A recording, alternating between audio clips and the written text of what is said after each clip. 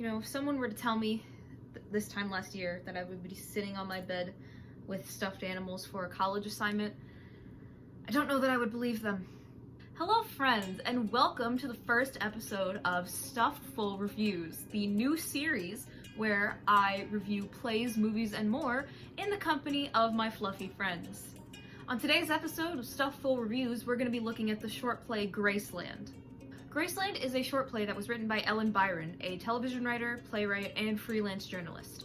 The play was first presented as a staged reading in 1982 and then was first performed in Philadelphia in April of 1983. Graceland is the story of two women vying to be the first to set foot into Elvis's home after it opens to the public. The two women start off not liking each other, but after bonding over Elvis and marital troubles, they end up closer than they ever thought possible. There are only two characters in this show, one of which is Bev Davies, an older woman who is somewhat cynical about the world and is a die-hard fan of Elvis. She cites Elvis as having saved her marriage and even has a shrine to him in her basement. The other character in this play is a young girl named Rudy Mallard. Rudy is stuck in a toxic marriage, and she wants to see Elvis so she can communicate with her dead brother. She is naive and innocent, not quite understanding how the world works. Throughout the play, the two women learn to appreciate each other despite their differences in age and marital problems. The theme of the play is that friendship can bloom even in the most unexpected of places. Even though there are only two characters in the show, there's only one protagonist, and that's Rudy. She has a universal need, which is love, and a unique want picture, which is to go to Graceland in order to talk to her brother. Throughout the play, she grows from an immature girl to a more respectable friend to Bev.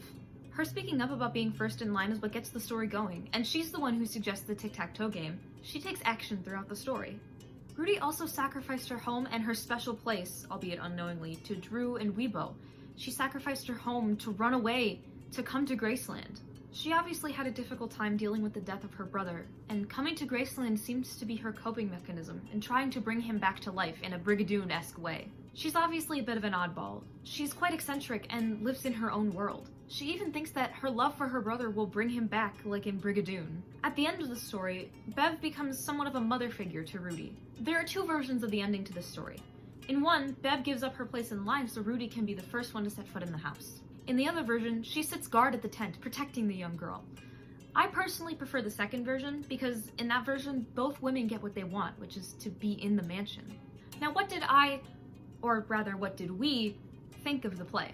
Salami wasn't a huge fan. They said it needed more dinosaurs. Me personally, I liked it. I think it was well written. I was impressed by how fleshed out these characters were in such a short amount of time.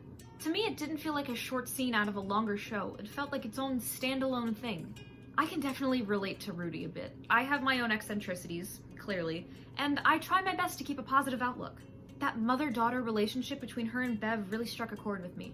When I was younger, most of my friends were all older than me, so seeing that closeness between her and Bev really resonated with me. I enjoyed the fast-paced dialogue between the two, and I appreciated that they felt like real people, not just characters. I would say that the quick dialogue, the heart behind the writing, and the musical elements make this play worth reading.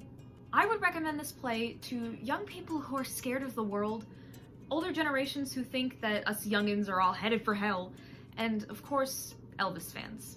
Alright, well that does it for my review of Graceland. I hope you enjoyed the first episode of Stuffed Full Reviews. Hopefully you'll get to see me and my fluffy friends soon. Bye! Alright.